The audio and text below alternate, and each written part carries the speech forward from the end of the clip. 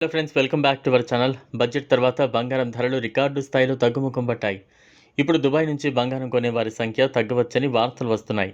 బడ్జెట్లో కస్టమ్ డ్యూటీని తగ్గించడం వల్ల దుబాయ్లో బంగారం కొనుగోలు చేసే భారతీయుల సంఖ్య గణనీయంగా తగ్గే అవకాశం ఉందని యూఏఈలో తన సొంత నగల దుకాణాన్ని నడుపుతున్న భారతీయుడు టైమ్స్తో చెప్పాడు.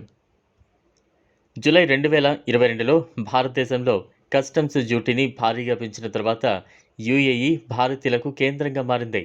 2024-25 ఆర్థిక సంవత్సరం బడ్జెట్లో బంగారం దిగుమతిపై సుంకాన్ని సగానికి పైగా తగ్గించారు.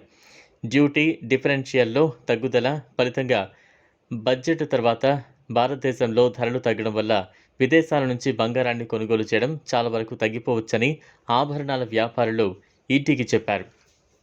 దుబాయ్లో ఆభరణాలు కొనడానికి వెళ్లే భారతీయ పర్యాటకులు ఇప్పుడు భారతదేశంలో కొనుగోలు చేస్తారని, ఎందుకంటే యూఏఈ వ్యాపారంలో 50% భారతదేశానికి బదిలీ చేయబడుతోందని జాయ్ అలుకాస్ గ్రూప్ చైర్మన్ జాయ్ అలుకాస్ తెలిపారు. దుబాయ్లో ఎక్కువ సంఖ్యలో ఉన్న జాయ్ అలుకాస్ గ్రూప్ చైర్మన్ జాయ్ అలుకాస్ మాట్లాడుతూ, దుబాయ్లో నివసిస్తున్న భారతీయ ప్రవాసులు ఇతరులు యూఏఈ నుంచి షాపింగ్ కొనసాగించవచ్చని అన్నారు.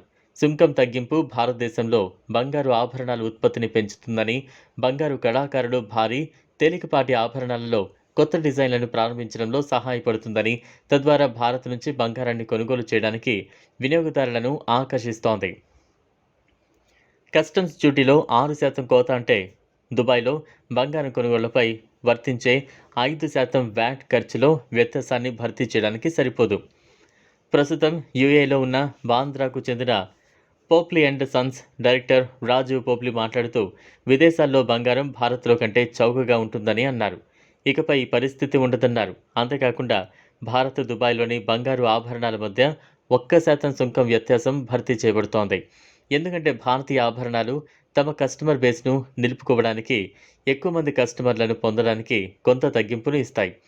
వాల్యూమ్లు పెరిగితే స్వర్ణకారులు లాభాల్లో ఆ చిన్న బ్లిప్ను గ్రహించగలుగుతారని అన్నారు. చూశారు కదా, ఇది వాళ్ళ వీడియో. ఈ వీడియో కనుక మీకు నచ్చినట్లయితే లైక్ చేయండి, షేర్ చేయండి, ఛానల్ను సబ్స్క్రైబ్ చేసుకోండి. థ్యాంక్స్.